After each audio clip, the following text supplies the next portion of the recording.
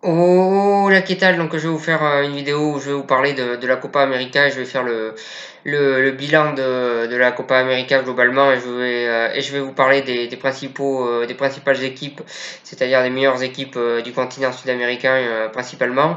Et avant ça, je vais vous parler aussi rapidement de l'arbitrage durant cette compétition qui, selon moi, a été assez catastrophique. Donc, on a vu énormément d'erreurs d'arbitrage, de grosses erreurs d'arbitrage. Je trouve que c'est très très inquiétant pour la suite des événements, parce on a aussi vu à la Coupe du Monde féminine pas mal d'erreurs d'arbitrage. Donc personnellement, je suis assez inquiet pour la suite au niveau de l'arbitrage, parce que ça commence à devenir vraiment très très inquiétant. Ensuite, je vais revenir sur les propos de Messi, vu qu'on en est à l'arbitrage. Donc globalement, il s'est plaint de l'arbitrage contre le Brésil et pour le coup, il avait raison vu que il y avait penalty sur la première faute et derrière il y a eu une contre-attaque et un but pour le Brésil et il y aurait dû avoir un deuxième penalty pour l'Argentine, donc il y a eu deux penalties d'oubliés pour l'Argentine, ce qui fait beaucoup. Donc sur ça, sur ce point-là, il a eu raison que l'arbitrage a pas été correct et d'ailleurs on peut parler de son carton rouge qui est pas mérité. Globalement, il se fait agresser par le joueur chilien, il lui a même pas répondu, et il se prend un carton rouge, c'est assez bizarre. Après, je pense que si dès qu'il a été bousculé la première fois, il aurait plongé par terre, il aurait pas pris de rouge clairement, et son adversaire l'aurait pas pris non plus. Donc voilà sur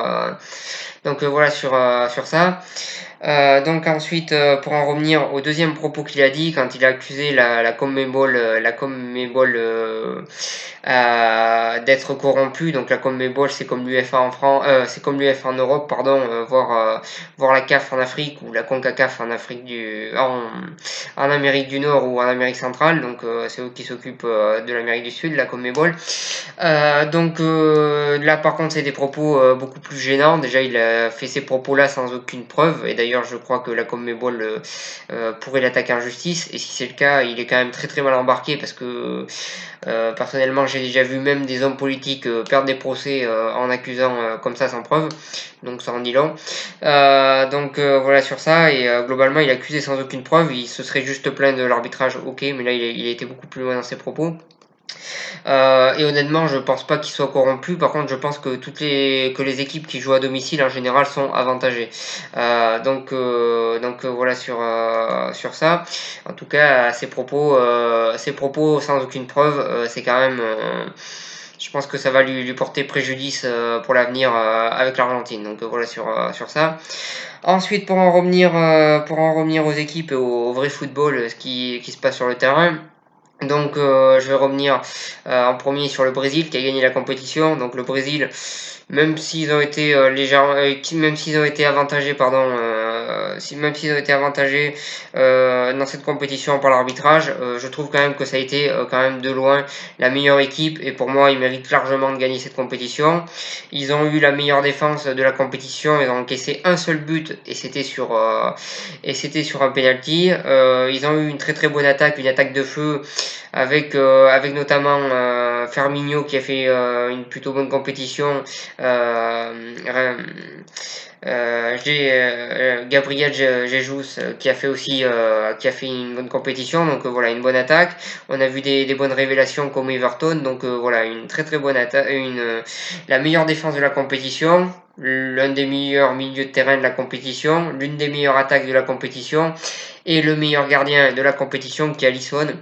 Et d'ailleurs là je tenais à dire quelque chose. Il a gagné la Ligue des Champions cette saison en étant l'un des meilleurs joueurs de Liverpool et un excellent gardien. Il a gagné la Copa América en étant l'un des meilleurs joueurs du Brésil. Donc j'ai vu un article sur la presse, sur un site sud-américain.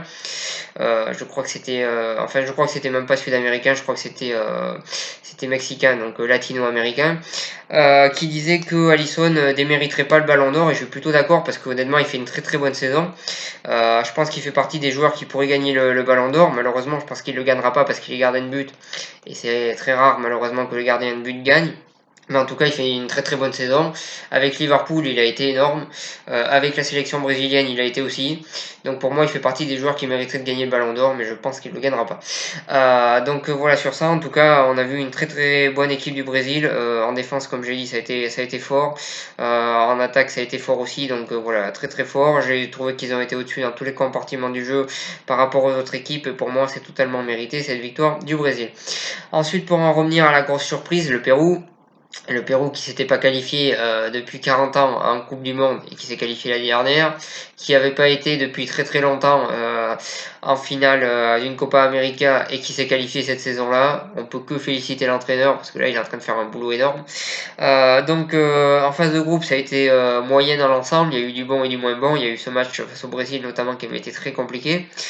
Ensuite, en quart de finale, ils sont tombés contre l'Uruguay. Ils ont plutôt bien défendu, même si je pense qu'ils ont été un petit peu chanceux sur ce match parce que je pense qu'ils auraient dû encaisser au moins un but. Je pense que sur les 3 buts refusés sur hors-jeu pour l'Uruguay, selon moi, il y en a un qui aurait dû être accordé. Voilà sur ça, je les ai trouvés plutôt chanceux face à l'Uruguay, même s'ils ont très bien défendu. Ils avaient quand même montré très très peu de choses offensivement, donc sur ce match-là, je dirais plutôt chanceux. Et en demi-finale, par contre, ils ont très très bien joué face au Pérou. Ils ont été très très réalistes et très bon match de leur part face au Pérou. Et on peut que féliciter le Pérou face au Chili, pardon, en demi-finale. Ils ont été très très réalistes. Et on peut que féliciter le Pérou pour sa compétition qui a été vraiment de très très haut niveau. Et voilà, félicitations à eux. Ils ont fait une très très bonne compétition, comme je l'ai dit. Il y a un entraîneur qui a trouvé un vrai groupe, il y a une vraie équipe, il y a un vrai collectif dans cette équipe du Pérou. Et on voit que ça marche plutôt bien en ce moment. Et tant mieux pour eux, en tout cas, félicitations à eux. Personne ne les voyait arriver en finale et ils ont fait un très très bon parcours avec cette équipe. Comme je l'ai dit, il y a pas de grosses individualités, mais il y a un vrai collectif et il y a une vraie équipe qui travaille très très bien ensemble. Très très bien ensemble. Ensuite, pour en revenir aux deux demi-finalistes, donc en premier, je vais commencer par celui qui a fini troisième, par l'Argentine. La compétition avait mal commencé, mais finalement, elle a plutôt bien fini. Bon, ils perdent contre le Brésil, même s'il y a eu ces erreurs d'arbitrage là, je pense qu'ils étaient quand même inférieurs au Brésil. Voilà sur ça, mais ça a plutôt bien fini pour eux. Globalement, si on regarde l'effectif de l'Argentine à l'heure actuelle, moi je le trouve pas exceptionnel. Je trouve qu'il y a un gardien qui est plutôt moyen. Je précise sur le papier. Il y a une défense qui est plutôt moyenne. Il y a un milieu de terrain qui est légèrement meilleur que la défense et que le gardien de but. Mais globalement, c'est quand même, ça fait pas rêver non plus. Et il y a une attaque qui, selon moi, par contre, est plutôt bonne. Là, faut l'avouer. Voilà sur ça. Mais globalement, quand on regarde l'Argentine sur le papier, ben, on voit vite les défauts. D'ailleurs, sur ce fameux but qui aurait pas dû être accordé vu qu'il y avait pénalty au début de l'action pour l'Argentine, sur la contre-attaque brésilienne, on voit que la défense est quand même totalement de l'Argentine est quand même totalement dépassée. Et on voit que globalement, défensivement, défensivement quand même, c'est très très faible côté argentin. Offensivement, ça n'a pas été parfait durant cette compétition, même si sur le papier ça paraît mieux. Mais il y a beaucoup de choses à revoir aussi offensivement et au milieu de terrain aussi, il y a beaucoup de choses à revoir. Voilà, côté argentin, c'est clairement pas les meilleures heures de l'équipe argentine. Pour parler rapidement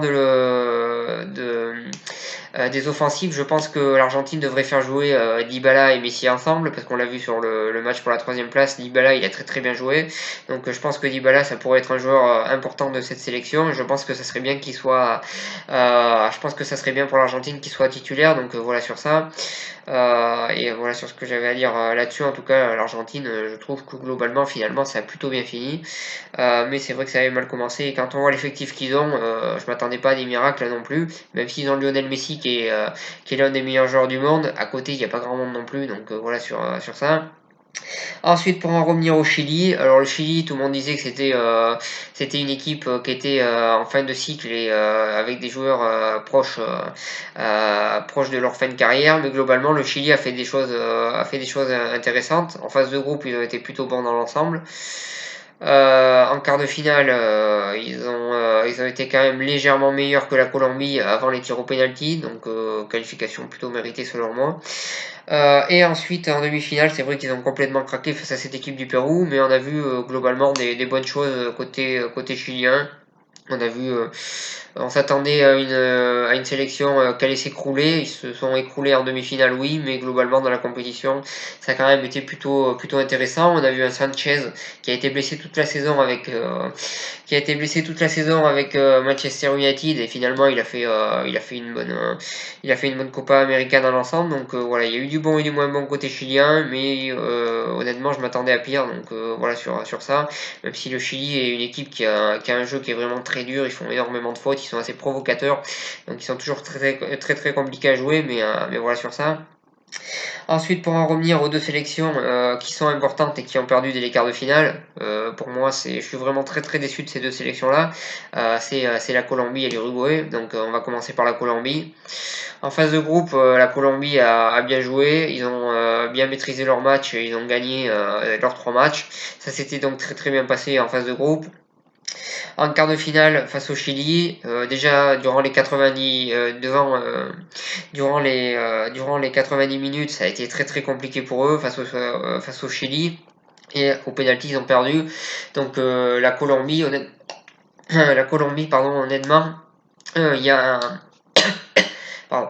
La Colombie, honnêtement, il y a une très bonne génération de joueurs, mais une génération qui pour l'instant arrive pas à gagner quoi que ce soit, et dès qu'il y a un match important, ils perdent. Donc voilà, je suis assez déçu de cette sélection-là parce qu'il y avait moyen de faire bien mieux, et ils ont pas réussi à le faire. Comme je le dis, il y a une belle génération de joueurs, il y a un vrai collectif, mais dès qu'il y a un match important, ils n'arrivent pas à le gagner, et ça fait depuis 2014 que ça dure, donc ça commence à faire longtemps, et il va falloir se remettre en question et trouver les problèmes qu'il y a dans les grands matchs pour que cette sélection puisse aller plus loin, s'ils veulent aller plus loin. Donc voilà pour la Colombie. Ensuite, pour l'Uruguay, je suis très déçu là aussi pour l'Uruguay. Donc en phase de groupe, ça a été plutôt bon ce qu'ils ont fait l'Uruguay. Ensuite, il y a ce match face au Chili où j'ai pas l'habitude de parler de chance dans le football, mais là pour le coup, je trouve qu'ils ont fait preuve de malchance. Il y a eu 3 buts de refusés. Je pense qu'après ils auraient dû être bien meilleurs offensivement, c'est vrai, mais il y a eu 3 buts de refusés, dont un qui selon moi aurait dû être accordé. Il me semble que c'est le but de Cavani qui selon moi était pas vraiment hors jeu. Donc voilà sur ça. Euh, donc, euh, voilà, sur ça, je les ai trouvés malchanceux, mais c'est vrai qu'ils auraient dû beaucoup mieux maîtriser ce match face à cette équipe du Pérou. Ils auraient dû marquer durant ces 90 premières minutes. Donc, ils auraient dû marquer avant les tirs au penalty, vu que dans cette Copa América, il n'y a pas de prolongation. Ils auraient dû marquer avant les tirs au penalty, et ils n'ont pas réussi à le faire. Et derrière, ils l'ont payé cash au tir au penalty. Donc, bien sûr que c'est décevant pour cette sélection.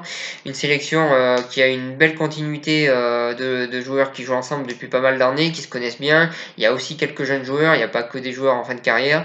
Donc une très belle sélection d'Uruguay qui malheureusement a échoué. Donc c'est forcément très décevant, mais je pense qu'ils se relèveront, et pourquoi pas l'année prochaine remporter cette Copa América, on ne sait jamais. Donc voilà sur ça, voilà sur cette analyse de la Copa América. Une compétition qui a été un peu plus faible que ce qu'on aurait pu attendre, mais une compétition qui est toujours passionnante à suivre. Donc voilà sur ça, voilà sur cette analyse, sur ce bilan de la Copa América. Je vous remercie de m'avoir suivi, et je vous souhaite une bonne continuation.